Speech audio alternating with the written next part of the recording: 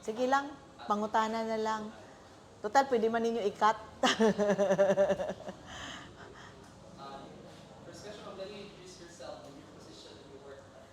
Oh, hello.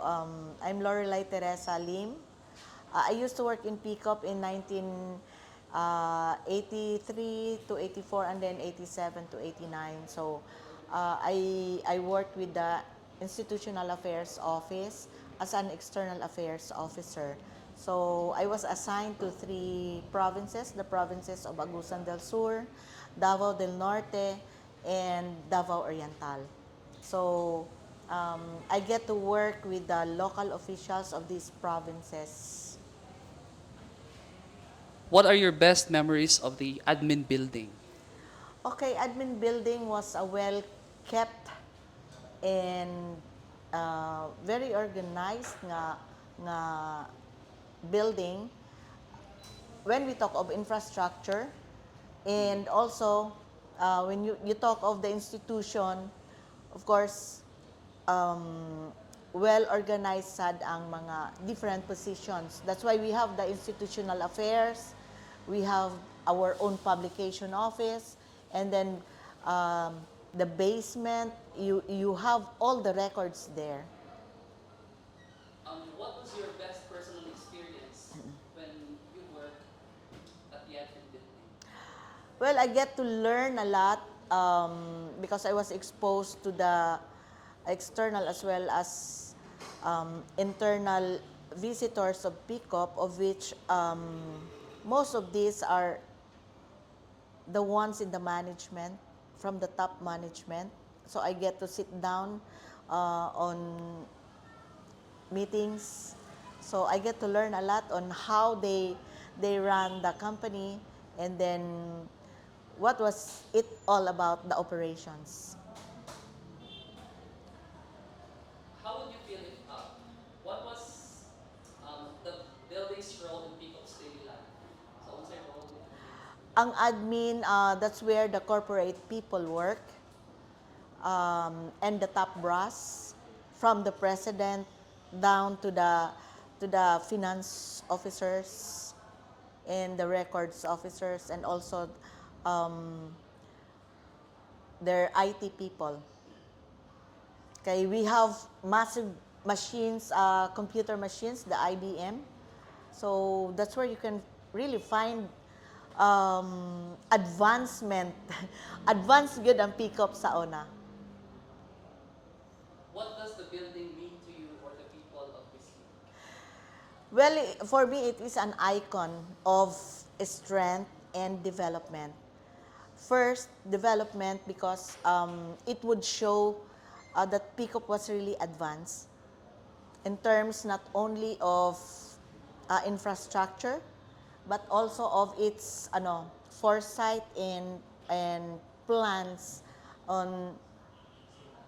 They are really proactive. So they are 10 steps ahead of, as I've said earlier, 10 steps ahead of the planning of the local government. So when they plan, they have their corporate planning division actually. So they look at what will pick up be 10 years from now or 20 years from now. They have the vision already and the mission on how to do it. In your personal perspective, how would you feel if the building were restored and reused? I would be very extremely happy kay and we would restore it as one of the most important building, not only in Bislig but for the whole of the Philippines, because Picop used to be the largest paper mill in Southeast Asia. So it would somehow return the glory of Bislig not only locally but also internationally. What parts of areas of the admin building do you remember the most? Well, my office at the third floor. That's where the action was. And I get to travel a lot to these three provinces, including Davao City. So there we would hatch some of the plans on how to on how to to tackle problems regarding legislations and on how to establish rapport with the local governments in the different municipalities, barangay, and provinces of which I was assigned to. Does the building itself stimulates the productivity of the workers before? Yes, it does, because that is where the managers, the corporate officials were housed. So we were on the same floor. Which parts were important or often used? Okay. The third floor, of course. And pinaka ano ng what's this traffic of people was on the first floor, because that's where the cashier and the treasurer and the accounting office was located. So of course they have to ano whole day round, month long, year round. So they were dealing with numbers for the compensation of the employees and other business transactions. So, muguba gyud na siya og pads og mga semento og mga ano, etc. Dali reason na. Putlon yun nimo pirmi ang gamot. Ginakuha mo na siya mang ginamot lang. Oo, putlan gyud nimo. Maguba gyud ang imong ano. Kaya um, Go na? Okay. what was the condition of the building when you last saw it? The building was very sturdy and well built. And it was, I think, the best engineering that I've seen so far, because if you can see, it withstood a lot of pressures from the environment, like earthquakes, mga typhoons, etc. And then not even the glass of it was destroyed or anything of it. Wala gyud. There are infos that says it was the first elevator in the province. How true? It was, and I think it was the first elevator in the region of Caraga. A very strong claim. Caraga, yes. What do you think is the best new use for the building now? It would be a very good site for heritage and culture and arts. It would be converted into a museum.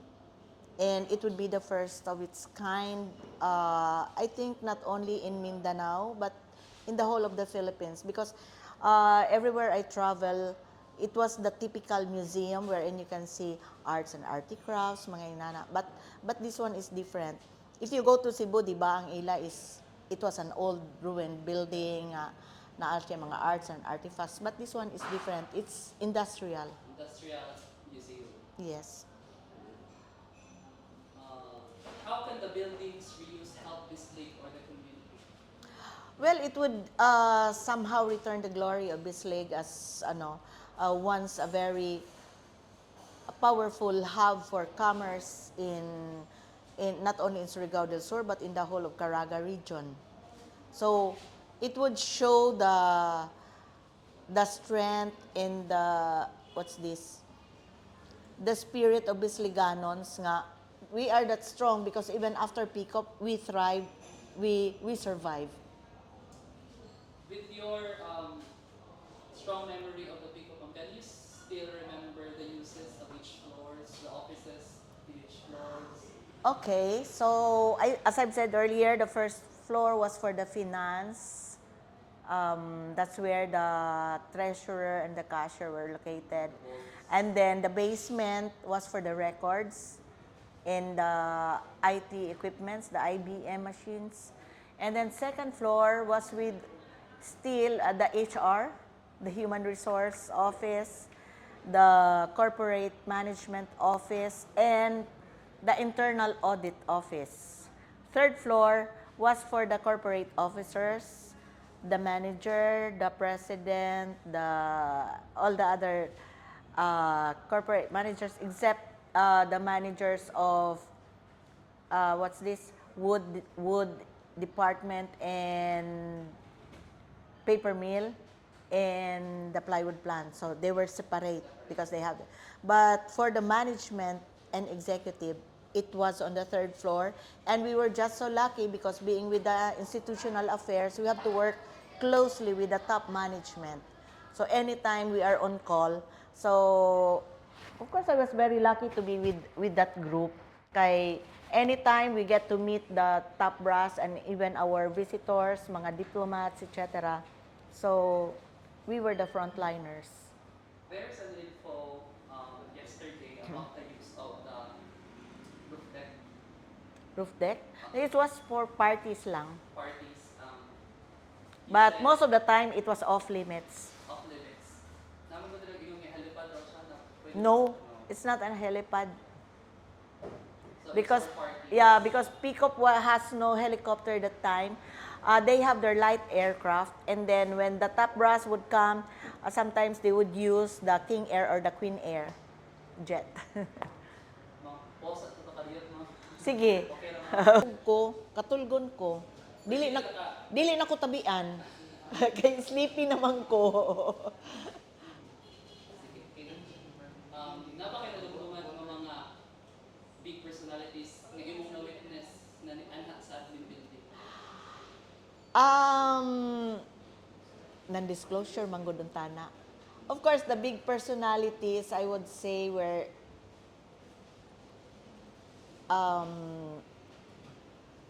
mga past owners sa PICOP and the presidents of PICOP. And in fact, one of them became my ninong. So until now, we are in close communication. Kay he was my ninong.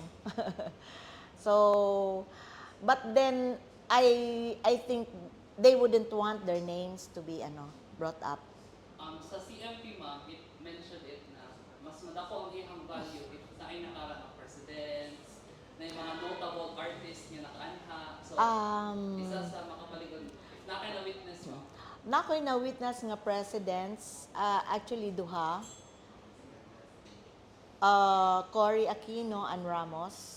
Oo. So, I was able to work with the Institutional Affairs Office on how to, from the security down to on how we're going to organize that event. Nga this time nag-ani. in the building, Yeah, they just went to the building for a few minutes and then went back to the gym for the for the meet and greet with the people. thank you for that info ma'am. Isa na sa makapaligon sa ako. Sige. Yeah. So kung mga lang, mga Year ma'am, I-remember pa niyo. Year. when Cory was elected into office and also Ramos. So, first year, I first term ni Cory and second term she was also here because that time my mother was also appointed as the mayor. So but then I was already with PICOP. So wala ko So, tapos nag-ano. time, di ba, municipal mayor is babae, so tapos your mom. Yes. And then, mama mong time to mapag-ari ni Cory Aquino. So, Yeah. we could, matahi na mo na nga Yeah. in order to play. And of course, kung mga personalities like mga artista, murag daghan naman kaito sila nga di nako katimaan. First, mo ha matumtuman ng pinsa man na mo. Sila Ogie Alcacid kay Ogie Alcacid's father used to be a buyer of plywood for PICOP from PICOP. So binarko na sila mo palit iyang papa. So anytime natawagon sa PICOP nga, oh, you come here for a concert, kuyo pa niya atong iyang first wife si Van Aymarin, I think. So nana sila. Thank you kayo sa info. And I would remember some of the paintings there at the third floor were Amor Solo, nga nawang nangawala. So, a building signed and sealed by a national artist also housed the Yes, of course, kay ang mga original owners, sila mga Soriano were very particular with the paintings, mga unsay ibutang nila diha. So, nakikita na ito ma'am. Yes, naagri yung nakabutang Amor Solo. So, wala na. Do you play aban? Sa mo ang knowledge karon na nabawaan about ana. Kinsa may nakakuha ato or ila nakuha after nila po. That I do not know. kay giransak man lagi na siya. Uh, there was a mad scramble for getting everything after nag-close shop ang pick-up. So I don't know with the last management kung sila ba ang nagkuha or kaning mga nangabilin nga mga employees. For Listen. our final notes, ma'am, what message would you like to give to those planning their use of the printing? I think they have to take into consideration, careful consideration, no? First is to hire experts in the conservation and curation of the building before they go into any repairs or whatever renovations they would go into. So there should be a careful and comprehensive plan for that. And it should be supported by the local government through legislations. Did you witness the fall of Pico? Napakasakit of the word. Yes. Until the shutdown. Until, the shutdown, the full shutdown, I already was with the local government. Because I've said, ingon pa sa kadtong mga kauban ako sa speak up nga mga sa top brass, why do you want to stay in Bislig? Nga you can work with us in Manila. So I said, I hate the traffic, first of all. And secondly, I'm from Bislig. So my heart is in Bislig. I think, sabi naman nila, na, well, anyway, you have, there is life after pick-up. Okay, you stay there, sabi nila, and there's life after pick-up. You know why? Because they already knew that Bislig is very rich in natural resources. So without pick-up, we were able to open up Tinoyan Falls and all the other tourist destinations, including our bird watching, which is now very open. So that's right. There is life after pick-up. What should never be forgotten about the admin building or the pick-up? Well, the admin building was first of all was the hub of the advancement of the industry and technology, not only in paper making, but most importantly, in how we run things in a big organization. So that is where I learned being proactive. So mentioning the proactive, what was your biggest lesson that you have learned with pick-up and then you applied it to your work? Which would be when you are planning and during the implementation time, especially during the implementation time, there is only 90% technical and 90% is practical and was 10% is only technical. So it's more on the relationship and the implementation of the task to be done. 10% lang yun ang imong himuon. So it's more on the 90% that we are talking about. The same with what is happening now in our government. As an empowered woman working with pick-up before, you work with the people because you're in the relations office. I know you met a lot of people, you interacted a lot of culture. Yep. Now, what is your message to the community that will benefit the redevelopment of the complex? I think they would be thinking more not of only now, but we would think about the future. Like most of us now would be kapit sa patalim. So we have to build patience because like when you're cooking rice, it won't be cooked overnight. Na ay process. Everything has a process. So we have to go through the process to attain that goal of having that dream or plan. For the last question, ma'am, ganahan ko unta ko makuan, but Hindi ko to. Oh, wala man. Last question na ni ma'am. What is your message to the younger you who worked with Peacock before? Kung sa imo nga maingon sa imong sa atong nag-work sa Peacock. Actually, age doesn't matter when you work. It doesn't matter kung bago ka pa nagtrabaho or daan ka na nagtrabaho. What matters is your attitude to learn and to adapt. Did you make yourself proud? Yes, I did. Because I was able to use that skills in dealing with people until now. So that is the most important thing. As what my ninong have said, nga, it's better to work with those people who are in the laylayan because someday they will go up. However, these people who are already on top, they would go down. So it's better that we work equally. So We deal equally. Hindi Peacock left a legacy in you. Yes. So that's some of our interview, ma'am. And we Okay. hope to work with you po sa Walang iyakan. Okay. So thank you very much also for this opportunity to share my experience with Peacock and to share with you my thoughts and my I would say I am extremely happy that you are here, young people nga concerned about that conservation sa admin building.